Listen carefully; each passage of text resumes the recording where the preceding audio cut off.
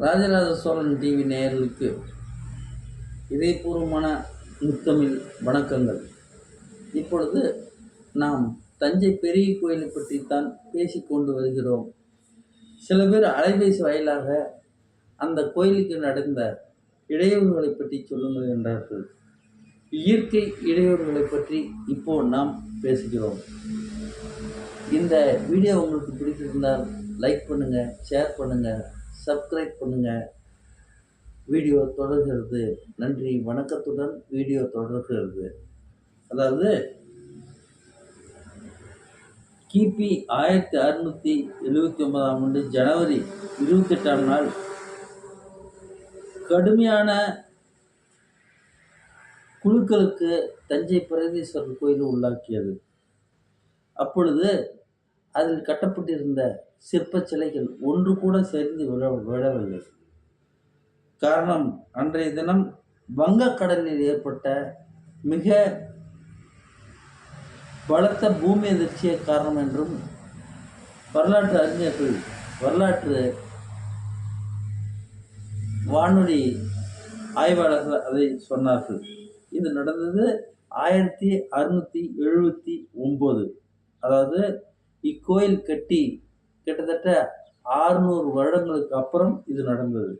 இதே போல அதன் பின்பு கிபி 1807 டிசம்பர் 10 1816 செப்டம்பர் 16 1822 ஜனவரி 29 1859 ஜனவரி 3 1867 ஜூலை 3 1882 பிப்ரவரி 28 1938 செப்டம்பர் 10 1972 ஜூலை 29 1993 டிசம்பர் 3 2001 செப்டம்பர் 26 பூகம்பங்கள் தமிழகத்தை மட்டுமல்லாமல் இந்த கோயிலையும் சற்று பதம் பார்த்தன. ஆனால் என்ன காரணத்தை கொண்டும் இந்த கோயிலிருந்து சிறு கற்கள் கூட விழவில்லை. அதுதான் கட்டிடக்கலை ஆய்வாளர்கள் இது எப்படி கட்டினார், எந்த கோணத்தில் கட்டினார் என்றுதான் ஆராய்ச்சி செய்து கொண்டிருக்கிறார்கள். அதற்குரிய முடிவுதான் இன்றும் தெரியவில்லை. டிசம்பர் 2004 26 ஏகப்பட்ட பூகம்பத்தையே பின்தொடர்ந்து வந்த சுனாமி அலைகள் ஆயிரக்கணக்கான உயிர்களை அள்ளிச் சென்ற போதிலும் இந்த கோயில் எதுவுமே செய்ய முடியவில்லை.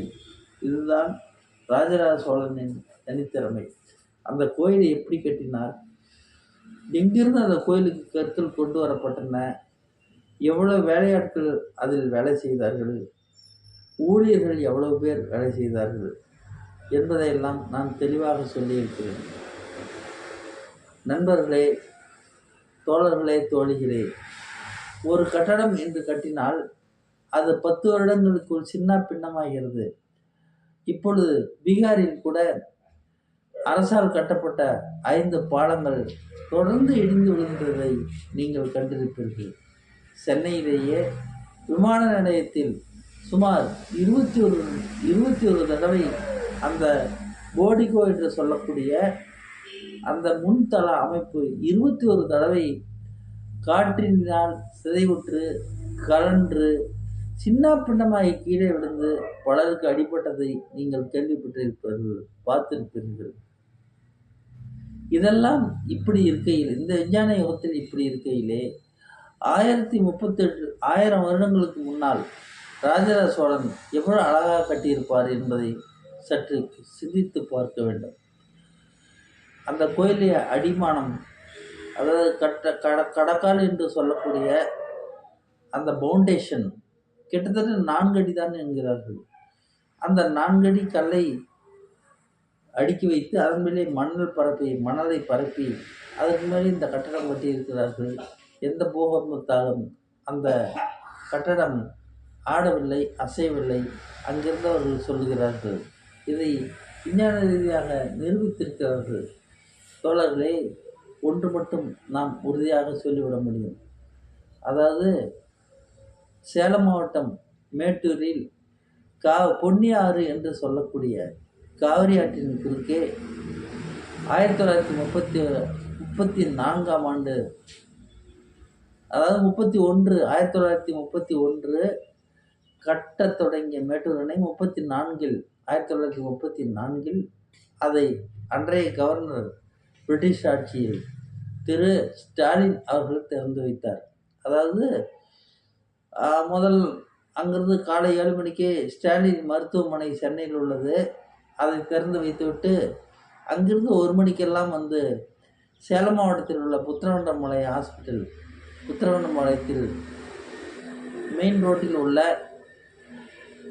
ஏத்தாப்பூர் ரயில்வே ஸ்டேஷன் எதிரில் உள்ள குஷ்டரோகி மருத்துவமனை சரியாக 1 மணிக்கு அதே கவர்னர் காரிலே வந்து திறந்தார். பின் மாலை 5 மணி அளவிலே 1934இல் மேட்டூர் டேம் சென்று அங்கு அந்த கட்டடத்தை அவர் திறந்து வைத்தார். இதெல்லாம் காலம் எவ்வளவு வேகமாக செயல்படுகிறது, அந்த காலத்தை தன் கைவசம் படுத்தி அவர் எப்படி செயல்பட்டார் என்றுதான் ஆச்சரியமாக இருக்கிறது. இன்று வரைக்கும் அந்த மேட்டூர் டேம் கூட கிட்டத்தட்ட 13 தடவை அதன் மேலே இடி விழுந்தது, ஒன்றும் செய்ய முடியவில்லை. அப்படியே அழகாக காட்சியளித்து கொண்டிருப்பதை நாம் இன்றும் காணலாம். கிட்டத்தட்ட 11 லட்சம் மக்களுக்கு தண்ணீர் வசதியை, குடிநீர் தாக்கத்தையும், ஆடு மாடுகளுக்கு தாக்கத்தையும், விவசாயிகளுக்கு விவசாயம் செய்வதற்கு நீர்வள ஆதாரத்தையும் அந்த மேட்டூர் டேம் இன்று வரை நடைபெற்று கொண்டிருக்கிறது, செயல்பட்டு கொண்டிருக்கிறது என்பதை நீங்கள் எல்லாம் அறிவீர்கள். அதே போன்றுதான் 1000 வருடங்களுக்கு முன்பு கட்டிய தஞ்சை பிராகாதீஸ்வரர் என்று சமஸ்கிருதத்தில் சொல்லப்பட்டாலும் ராஜராஜ சோழனால் பெரிய கோயில் என்று அழைக்கப்பட்ட தஞ்சை பெரிய கோயில் இன்று வரை ஆடாமல், அசையாமல், சிந்தாமல், குதிராமல், சிதறாமல் அப்படியே காட்சியளித்து கொண்டிருக்கிறது. பார்வையாளர்களை மதிமயங்க செய்கிறது. அதை எப்படி கட்டினார்கள் என்றால் தமிழர்கள் அன்றே அறிவாளிகளாக இருந்தார்கள் என்றுதான் நாம் சொல்ல வேண்டும். அது மட்டுமல்ல, அந்த கோயிலின் மேலே தங்கம், வைரம், முத்து, பவளம், மாணிக்கம், வைடூரியம், கோமேதகம் போன்ற நவரசங்களை உள்ளடக்கிய நவரத்னங்களை அங்கே அவர் பதித்திருந்தார். அதில் போர் வீரர்கள் என்று நின்று கொண்டு பாடம் நடத்தியது, கீழே அமர்ந்திருக்கின்ற பொதுமக்கள் தரையிலே அமர்ந்து கொண்டு அந்த பாடத்தை தமிழிலே எழுதினார்கள் என்பதையும் இந்த கோயிலுக்கு சொந்தமான ஒரு ஆணித்தரமான விஷயமாக இருக்கிறது.